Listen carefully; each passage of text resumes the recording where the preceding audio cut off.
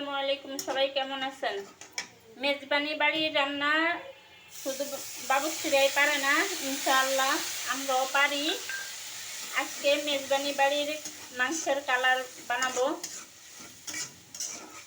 কারণ আমাদের চাঁদপুরে বলে যে মেজজুনি, আমরা মেজজুনি বলি। ঢাকা শহরে এসে শুনি যে মেজবানি। আচ্ছা যাই হোক, কালারটা আমি ওরকম করবো আজকে, গরুর গোশতের কালার। পুরো ভিডিওটা না দেখলে বুঝতে পারবেন না, ভিডিওটা দেখে যাবেন তো অবশ্যই বুঝতে পারবেন কীভাবে রান্না করতে পারবেন। আমরা সবাই পারি, তারপরও রান্নাটা দেখলে ভালো হয়। আলহামদুলিল্লাহ কালারটা চলে এসেছে।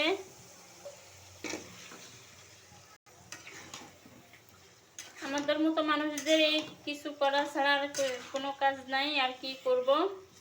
তবে একটা সত্যি কথা বলি, বাচ্চা আর বিয়েতি নারী এই দুইজনের লজ্জা শরম নাই। কেন বলেন? আমাদের মতো মানুষদের কেন বলছি কথাটা, পুরো কথা শুনে যাবেন।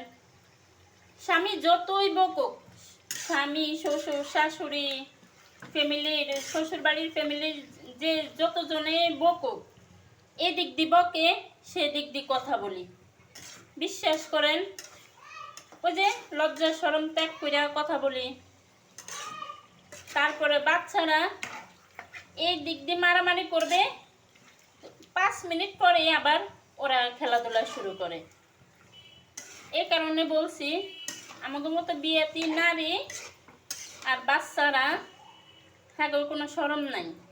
স্বামীর কথা শুনতে শুনতে কি আর বলবো, মনে করেন যে তাও লজ্জা শরম ত্যাগ করে কথা বলা লাগে, ভাত দিতে হয়, কাপড় চোপড় ধুয়ে দিতে হয়। আমার কথাগুলো কেউ খারাপ মাইন্ডে নেবেন না, প্লিজ প্লিজ বলছি। কষ্টে শুনেন, এসব কথা কখন আসে জানেন? যখন কষ্ট লাগে। আজকের ভিডিওটা আসলে অনেক কষ্ট লাগলো দেখে বললাম। প্লিজ কেউ মনে কষ্ট নেবেন না, দয়া করে ফুল ভিডিওটা দেখে যাবেন। কথাগুলো যদি ভালো লাগে শুনে যাবেন, আর রান্নাটা ভালো লাগলে তো অবশ্যই দেখে যাবেন। সবাই ভালো থাকেন। আসসালামু আলাইকুম।